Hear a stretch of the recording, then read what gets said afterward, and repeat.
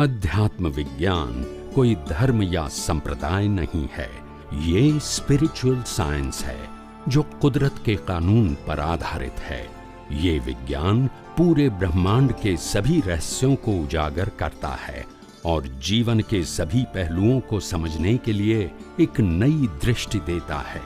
इसी को art of vision कहते हैं, दुनिया को देखने की एक नई दृष्टि, जो अध्यात्म विज्ञानी परम पूज्य स्वामी श्री कमलेशानंद जी के निर्देशन में सनातन सत्य का अनुसंधान कर हमारे जीवन को प्रकाशित करे। जय सच्चिदानंद।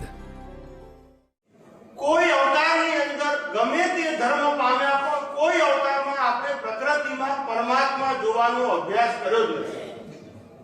શું નથી કર્યો?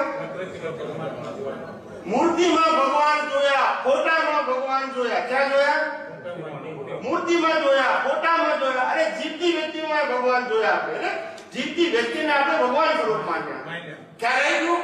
પણ જીવતી વ્યક્તિની અંદર ભગવાન ના જોયા કોઈ અવતારમાં। સમજાય છે કે જે ભગવાનનું મૂળ સ્વરૂપ છે, કયું છે? મૂળ સ્વરૂપ। ભગવાનનું સ્થાન જીવ માત્રની અંદર છે, બહાર નથી। ને આપણે જોયા બહાર। શું થયું? એટલે અનાદિકાળથી આપણે મંદિરની ભજના કરી, ભગવાનને તો ઓળખ્યા નથી આપણે। કોની ભજના કરી? કે જે મંદિર તો કેવું હોય, મંદિરની આપણું પ્રાણ પ્રતિષ્ઠા થાય, ખ્યાલ આવ્યો? પછી જીર્ણોદ્ધાર થાય, ખ્યાલ આવ્યો? ડિમોલિશન પણ થાય, ખ્યાલ આવી ગયો ને? પણ ભગવાનની તો પ્રાણ પ્રતિષ્ઠા હોય ને, એનું જીર્ણોદ્ધાર ના હોય અને ડિમોલિશન પણ હોય નહીં, એનો જન્મ, જીવન અને મૃત્યુ હોય નહીં। સમજાય છે?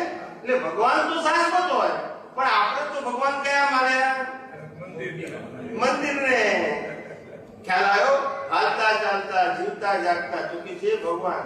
ત્યારે જ્ઞાની પુરુષ છે કે એ ભગવાન નથી, પણ એની અંદર ભગવાન છે।